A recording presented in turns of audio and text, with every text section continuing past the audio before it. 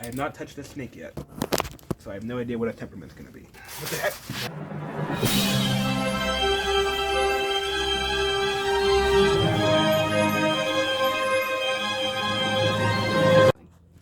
Well guys, this is officially my earliest snake video of the year. Inside this I have a snake that my neighbor found and wanted to send to me.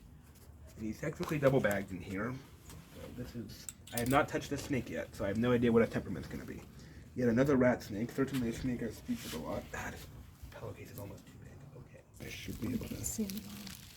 Yeah, hold on. This is gonna be hard. He's not gonna be happy coming out of this. Oh, he's just gonna, hello. He's just gonna prehensile a little. There, let him go. Okay, what the heck?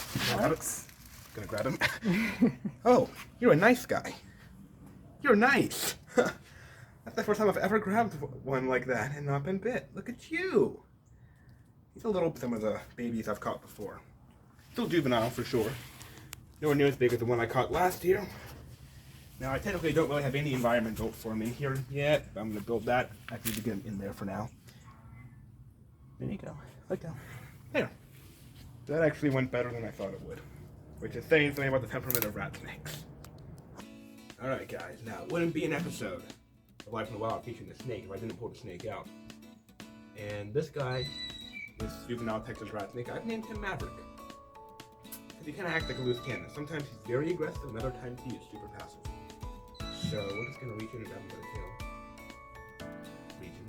He's acting nicely enough that I think, yeah, you can do that. Rat snakes are actually really pretty snakes in my opinion. Sorry, the blue jay in the background. Let me bring him in closer. We can talk about him.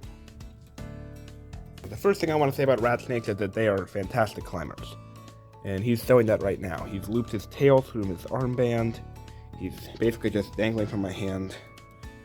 Couldn't be a better demonstration.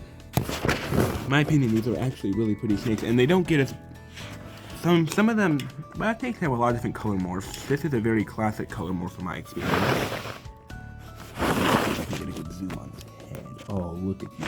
Beautiful, beautiful face. Now, I did some filming from yesterday as well. He's feeling a lot more, he's feeling cranky and more aggressive there. So I think I'm going to show you some of that footage now so you can see some more of the defensive mechanisms of this snake. Look at his head. He has intentionally puffed his head out to make it look more triangular. Now, does that head ring any bells to you? If you think rattlesnake, that's exactly right. He is trying to mimic a rattlesnake. And he will likely continue to try to mimic a rattlesnake throughout this entire encounter. Ooh, gorgeous.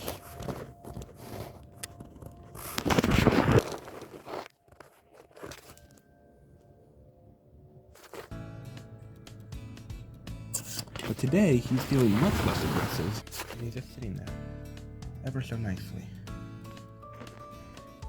So this guy is about, I'd say about a foot long, which is actually just the beginning for this guy, since they can get to be close to 7 feet long and are actually the biggest snake in Texas, I believe. If you want to see a bigger rat snake, I did catch a bigger one last year. I will put a link to the description below. As you can see, he's flicking his tongue out, he's being like a snake. Sensing his environment, he's basically tasting the air. He's actually one of the nicest man rat snakes I've ever had. I feel very comfortable with him. On my hand, I do not think that he is just gonna. Animals don't behave randomly. This snake is not just gonna lash out and bite me randomly without provocation. I would have to do something to provocate him. And at this point, I haven't done anything. Ooh, okay, touching his tail provocates him a little. He's aware of my other hand a little more acutely. And that's why I think by dangling a leaf in front of his face, he might be able to get him a strike for the camera a little bit. So let's try that out.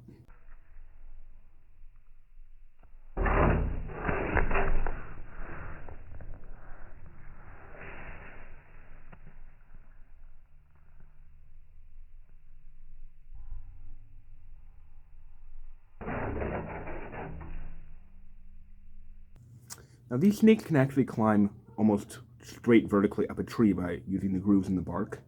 And I'm definitely hoping we get a chance to display that when we release them. Here's one on the ground. There you go. It's a chance to look at that beautiful slithering motion that a snake has. You know, by using their stomach muscles, they're capable of moving like that. Alright, come here. And now, I think it's time to get some B-roll with them, and then let them go. It's time to release Maverick, who is buried in this smaller, but still a little excessively large pillow. There he is. Where's this guy? Yeah.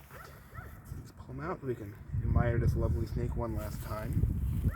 Try to get yourself a focus if you can. You can use the zoom.